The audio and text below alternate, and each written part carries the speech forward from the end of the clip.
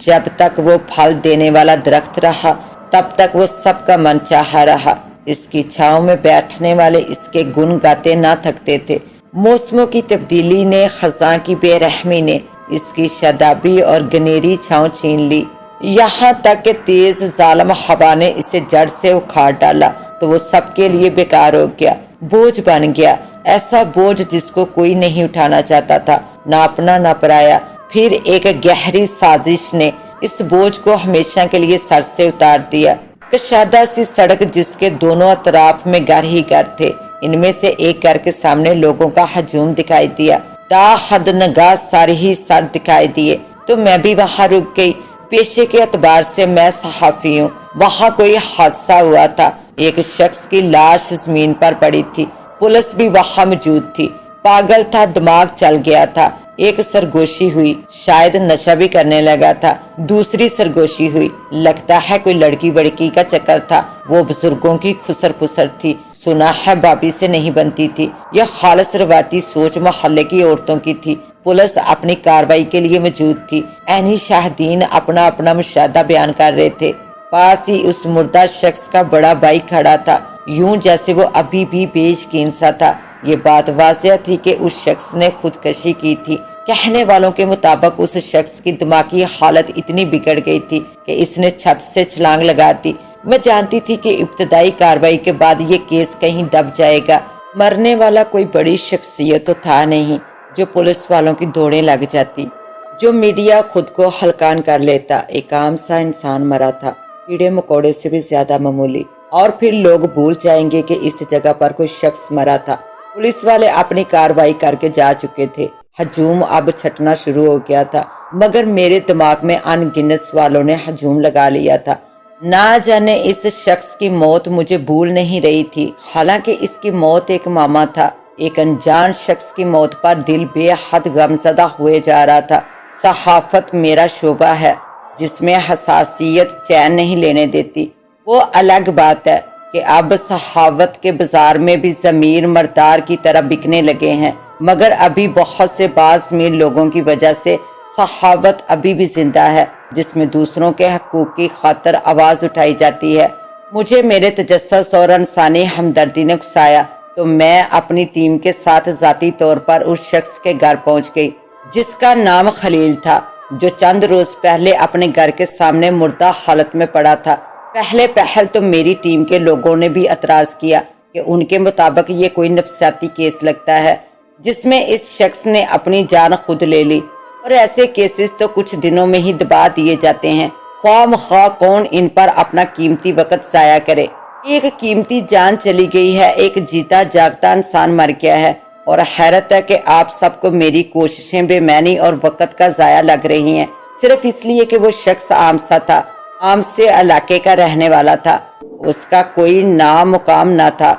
मेरी टीम मेरी हसास फितरत से बखूबी वाकफ थी, सो मेरी धुआंधार तकरीर के बाद मेरा साथ देने पर तैयार होकर मेरे साथ चल पड़े। फिलहाल मेरे लिए इनकी यही सपोर्ट काफ़ी थी। इब्तदाई मरहले में मुझे खलील नामी शख्स के बारे में जो मालूमात मिली वो ये थी कि वो एक पढ़ा लिखा शख्स था। अच्छी तालीम हासिल करने के बाद एक अच्छी कंपनी में अच्छे ओहदे पर था, जहाँ तनख्वाह भी माकूल थी। वो अभी गैर शादीशुदा था, 27 से 28 साल उम्र थी। उसकी कंपनी की तरफ से अच्छी कारकर्दगी पर मुल्क से बाहर जाने का चांस मिला। ये सुनहरी मौका था अपने कैरियर को निखारने और मजीद संवारने का, सो खलील भी इस मौके को गंवाना नहीं चाहता था। खलील की मंगनी उसकी बाबी की बहन महानूर से हुई थी, जो खालिस्तान इसकी बाबी की पसंद और मर्जी से हुई थी। वो चाहती थी कि दोनों बहनें एक ही घर में आबाद हों। भाभी की ख्वाहिश तो यही थी कि कनाडा जाने से पहले ही खलील और महानूर की शादी हो जाए और वो बीवी को बाहर साथ लेकर जाए, मगर शायद ये शादी मुकद्दर में ना थी, लिहाजा खलील को इब्तदाई चक्कर तन्हाई लगाना पड़ा। अभी मैं खलील के मुतालिक इतना ही जान पाई थी कि खलील के बड़े भाई की 7 साला बेटी को अचानक दौरे पड़ने लगे और गुफ्तगू बीच में ही रह गई। खलील के भाई ने बताया कि ये अपने चाचू से बहुत करीब थी। जिस दिन से वो मरा है इसकी यही हालत थी। तहकीक का दूसरा मरहला अपने अंदर काफ़ी बाजारियत समेटे हुए था।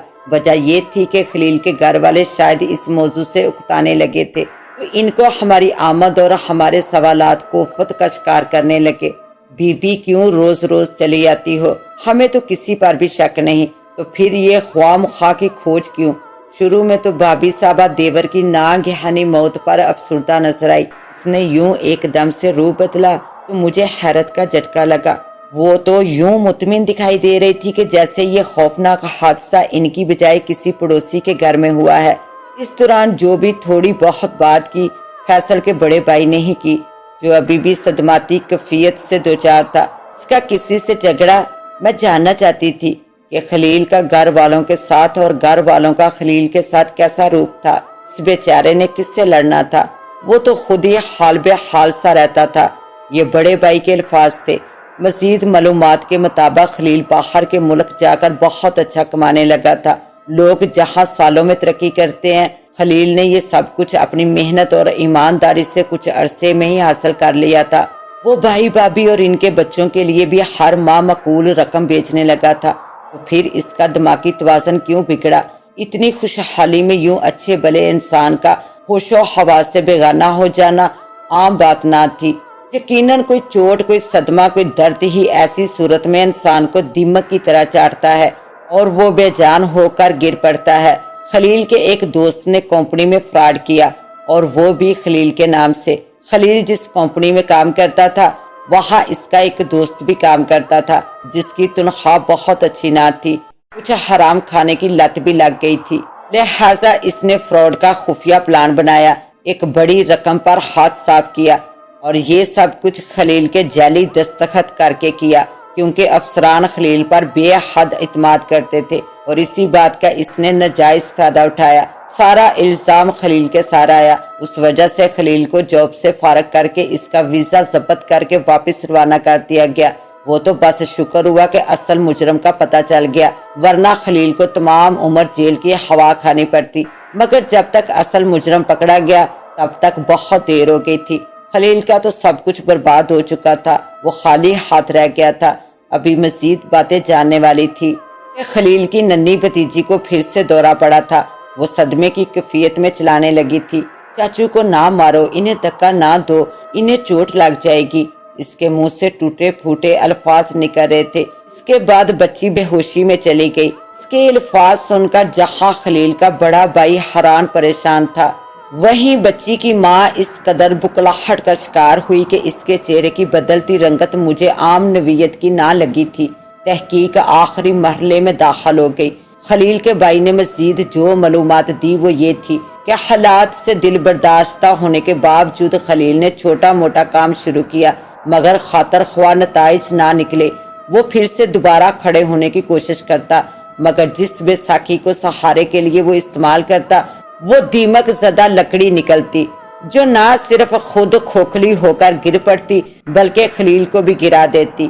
خلیل کا بڑا بھائی اس صورتحال پر صدمے کا شکار تھا۔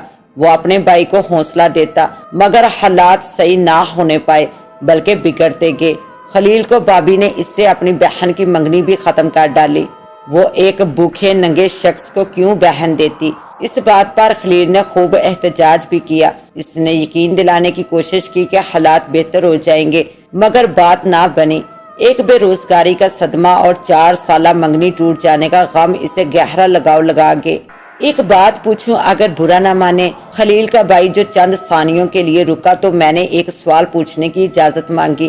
دل کو خدشہ تھا کہ اس کا بھائی یقیناً بدلحاظی پر اتر آئے گا اور اپنی بیوی کی طرح گھر سے نکل جانے کو کہے گا، بیوی آئندہ ہمارے گھر نہ آنا۔ جی پوچھئے، ان حالات کے بعد بھابھی کا اپنے دیور کے ساتھ کیسا سلوک تھا؟ ابھی کچھ دیر پہلے خلیل کی بھابھی مجھے گھورتی ہوئی ایک کمرے سے دوسرے کمرے میں گئی تھی۔ آج تو بد تہذیبی کی انتہا تھی کہ سلام تک کرنا گوارا نہ تھا۔ اس کا رویہ بتاتا تھا کہ اسے میری آمد سخت ناگوار لگتی ہے۔ جب وہ اچھا کماتا تھا تو دونوں میں خوب دوستی تھی، بالکل بہن بھائی جیسی، مگر جب حالات خلیل کے مخالف ہو گئے تو بھابھی کا رویہ بھی بدل گیا۔ وہ اٹھتے بیٹھتے خلیل کو بے روزگاری کے تانے دیتی، کام کا نہ کاج کا، دشمن اناج کا۔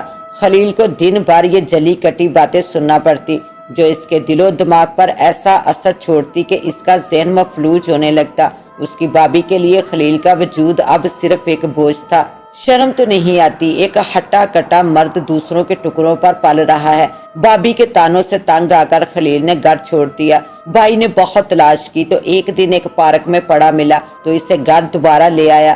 اس کے آنے کے بعد حالات مزید بدتر ہو کے بھابھی ایک پل کے لیے بھی خلیل کو برداشت نہیں کرنا چاہتی تھی۔ خلیل کبھی خاموش رہتا تو کبھی جواب دے دیتا تو ہنگامہ اور بڑھ جاتا۔ شاید انہی حالات سے دل برداشتہ ہو کر اس نے خودکشی کر لی۔ یہ ساری کہانی سن کر مجھے لگا کہ میں نے خواہ مخواہ خودکشی کے کیس کو قتل کا رنگ دینے کی کوشش کی ہے۔ ایسا کچھ نہیں، عام سا کیس ہے۔ ایک نوجوان نے حالات سے تنگ آ کر خودکشی کر لی، مگر مجھے اس کی حرام موت کا دکھ تھا۔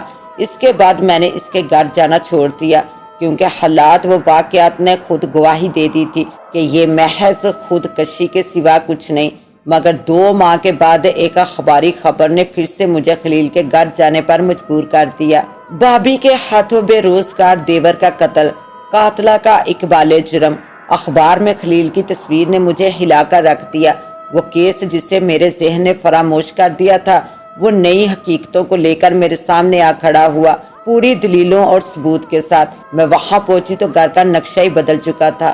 خلیل کی بھتیجی چچا کی موت کے صدمے کو برداشت نہ کر سکی اور دماغ کی شریان پھٹ جانے سے مر گئی، مگر مرنے سے پہلے اس حقیقت سے پردہ اٹھا گئی۔ آپ جانتے ہیں ناظرین، وہ دل خراش حقیقت کیا تھی؟ خلیل نے خودکشی نہیں کی تھی، بلکہ اسے قتل کیا گیا تھا، اور قاتلہ اس کی بھابھی تھی، جس نے ایک بیکار بے روزگار شخص کو چھت سے دھکا دے کر جان چھڑائی تھی، مگر وہ اس بات سے بے خبر تھی کہ اس کی اپنی کم سن بیٹی کی آنکھ نے یہ منظر محفوظ کر لیا ہے، اور ایک دن وہی بچی اس گناہ کا پول کھول دے گی۔ میں سوچتی ہوں قتل جیسا گناہ انسان کسی کھیل کی طرح کھیلنے لگا۔ نفرت ہوئی کسی کو قتل کر دو، کوئی اپنے راستے کی رکاوٹ لگا تو قتل کر دو، کسی کا وجود بوجھ لگنے لگا تو قتل کر دو۔ قتل نہ ہوا کہ جیسے بچوں کا کھیل ہو گیا، کاٹ ڈالو، مار ڈالو، جلا ڈالو۔ نہ جانے ان انتہاؤں کو چھوتا ذہن لمحہ بھر کے لیے یہ کیوں نہیں سوچتا کہ اس کائنات کا مالک اوپر بیٹھا ہے، جس کے ہاتھ میں موت و حیات ہے۔ آج اگر تم کسی کا ناحق قتل کرو گے تو کل کو کسی کا ہاتھ بھی تمہارے گلے کا پھندا بن سکتا ہے۔ اس کے ساتھ ہی اب مجھے دے اجازت، ملتے ہیں انشاءاللہ ایک نیو کہانی کے ساتھ، تب تک کے لیے اللہ نگہبان۔